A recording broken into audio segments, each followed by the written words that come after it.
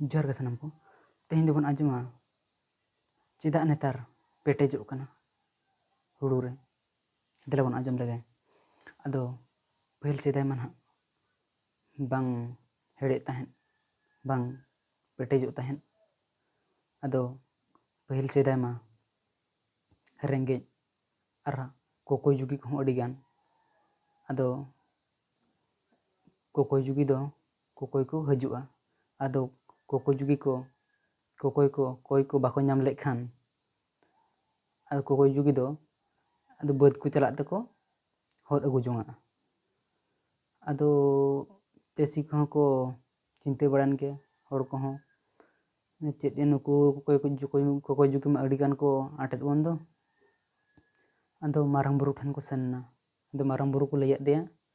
तो नोका आले मा कोकोय जुगी को हर इदी तलेया चावले को अदो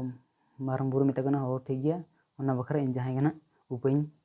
लay आपे कना उपाय व्यवस्थाया अदो मारंग बुरु गे बद रे दो हेड़े एराद आय इन जो खन गे चावल रहे हेड़े कना और पेटेजोग कना मा तबे नेपाम दोसर वीडियो रे।